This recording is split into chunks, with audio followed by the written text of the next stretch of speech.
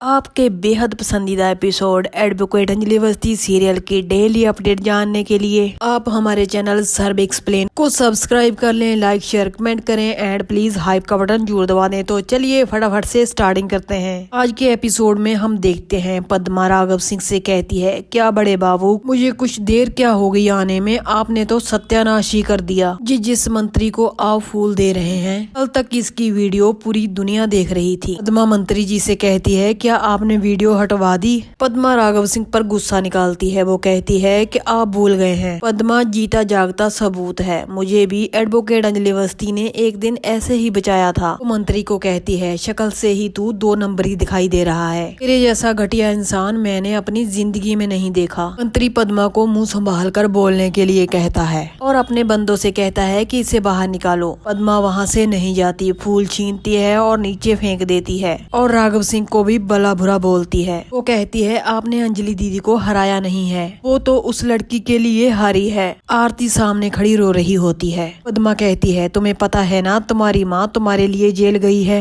राघव सिंह मंत्री के गार्ड्स को कहता है, देख क्या रहे हो, निकालो इस लड़की को बाहर। गार्ड्स पद्मा को बाहर निकालने की कोशिश करते हैं मगर पद्मा हाथ छुड़ाकर अपनी जूता निकालकर मंत्री के मुंह पर मार देती है। मंत्री का गुस्सा 7वें आसमान पर पहुंच जाता है और कहता है, इसे बाहर निकालो और अभी के अभी मार डालो। भजन सिंह कहता है, मंत्री जी अभी रहने दीजिए, ये कोर्ट है। मंत्री कहता है, अरे मुझे इसने चप्पल मारा। माँ कहती है, अभी तो मैंने मारा है, कल देखना पूरी दुनिया मारेगी। 3 दिन बाद अंजलि दीदी बाहर आएगी, फिर देखना तुम्हारा वो क्या हाल करती है। मंत्री के गार्ड्स पद्मा को बाहर ले जाते हैं। बेशर्म मंत्री हंसने लग जाता है। वो कहता है, ये सब साजिश है। भगत सिंह कहता है, नहीं मंत्री जी, कोई भी ऑपोजिशन का खेल नहीं था, ये पद्मा थी और मेरे घर में कभी काम किया करती थी। युवराज के केस में अंजलि ने ही इसे बचाया था। मंत्री कहता है, छोड़िए पुरानी बातों को, आपने तो ये साबित कर दिया है कि आप बेस्ट लॉयर हो। राघव सिंह कहता है, मैं जानता हूँ मैं बेस्ट लॉयर नहीं हूँ, आज मैंने पहली बार ऐसा केस लड़ा है जिसमें मुझे ऐसे लग रहा है कि ऑपोजिशन ने केस शुरू होने से पहले ही हार मान ली। किसी और की बात नहीं कर रहा हूँ, वो थी एडवोकेट अंजलि अवस्थी, इसने मुझे पहले 2 बार हराया है। पता नहीं क्यों कुरुक्षेत्र शुरू होने से पहले ही वो क्यों भाग गई और उसने आज के कलयुगों के कौरवों को जिताया है। ये कहकर राघव सिंह वहाँ से चले जाते हैं। मंत्री भजन सिंह से कहता है, दिमाग फिर गया है बुड्ढे का। 3 दिन के बाद जब अंजलि को कोर्ट में ले जाया जाएगा, उसे परमानेंट लंबे समय के लिए अंदर करो। आगे हम देखते हैं वेद अंजलि के पास जेल में जाता है। वो उसे कहता है, जे आपने क्या किया, आप चाहती तो इस केस को जीत सकती थी। वो जो आज समाज के ठेकेदार बनते हैं, आप उन्हें सजा दिलवा सकती थी। आपने उन असहाय लड़कियों के बारे में क्यों नहीं सोचा?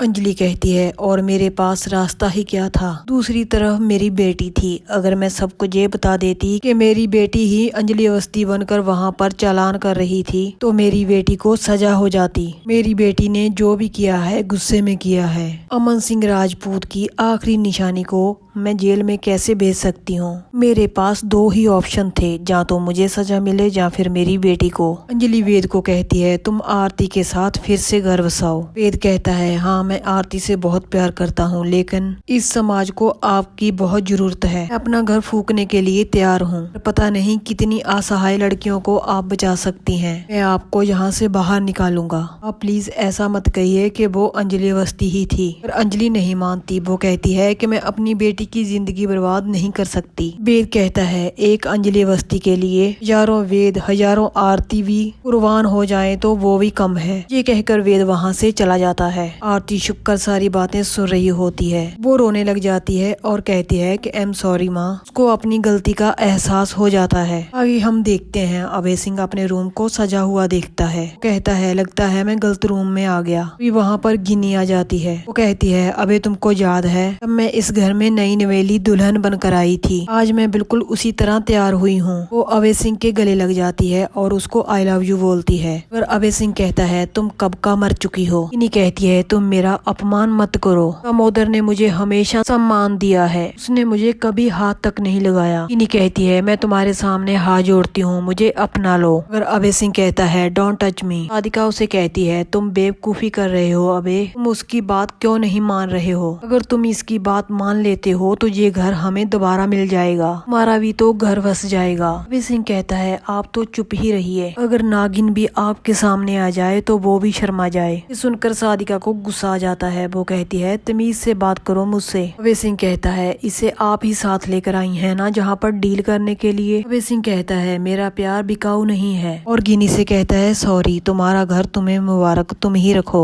अपने लिए और अपने उस दामोदर मजूमदार के लिए। अगले ही पल गिनी अपना रंग बदल लेती है। वो कहती है मैं तो तुम्हें परखने के लिए आई थी, आज भी उस अंजलि से प्यार करते हो ना। कबीर सिंह कहता है हाँ करता था, करता हूँ और करता रहूंगा। गिनी कहती है सबकी रिक्वेस्ट पर मैंने एक छोटी सी पार्टी रखी है, लेकिन मैं खुश नहीं रहूंगी क्योंकि मैं तुमसे प्यार करती हूँ। अंजलि की ऐसी हालत के लिए तुम जिम्मेदार हो, तुम जितना अंजलि से प्यार करते हो मैं उतना ही तड़फी हूँ। कबीर सिंह वहाँ से चला जाता है। सादिका उसको संभालने की कोशिश करती है मगर गिनी उसे कहती है कि जाइए यहाँ से। वो कहती है मुझे कुछ देर के लिए अकेला छोड़ दीजिए। आगे हम देखते हैं अंजलि जज साहब को रोकने की कोशिश करती है मगर पुलिस वाले उसको बात नहीं करने देते। जज साहब कहते हैं मैंने तो तुमको जेल कस्टडी में भेज दिया था। अंजलि कहती है जी हाँ sir, advocate Anjali Awasthi jail custody में ही है। मगर जज साहब उसकी बात नहीं सुनते और वहाँ से चले जाते हैं। अंजलि पीछे से जोर जोर से आवाज लगाती है और कहती है कि जज साहब एक बार मेरी बात जरूर सुन लीजिए। अंजलि के बार बार रिक्वेस्ट करने पर जज साहब पीछे मुड़कर देख लेते हैं। तभी अंजलि अपने सर में से बैग उतार लेती है। ये देखकर जज साहब हैरान हो जाते हैं। तभी हम देखते हैं वो अंजलि नहीं बल्कि आरती होती है। वो जज साहब से कहती है कि अंजलि अवस्थी निर्दोष है। आरती जज साहब को पूरी बात बताती है। वहीं पर अंजलि जेल से बाहर आ जाती है। वेद अंजलि को कहता है अब आपको जमानत मिल चुकी है, अब आपकी बारी है आपको बेगुनाह साबित करने की। अब आपकी बारी है दुनिया को ये सब बताने की कि कोई आपसे कोई गुनाहगार बच नहीं पाएगा, आप उन दरिंदों को सजा दिलवा कर ही रहेंगी। अंजलि कहती है तुम जो चाहते हो वो ही होगा वेद, बैंड बजाकर रख दूंगी मैं उन सब का। अभी वहाँ पर एसीपी सर आ जाते हैं। वो बताते हैं कि दामोदर मजूमदार के घर आज उसकी रैंक सेरेमनी हो रही है। रैंक सेरेमनी तो एक बहाना है, दरअसल वो लोग आपके जेल जाने पर सेलिब्रेट करने वाले हैं। एसीपी सर कहते हैं अग्निशिखा तैयारी कर लीजिए,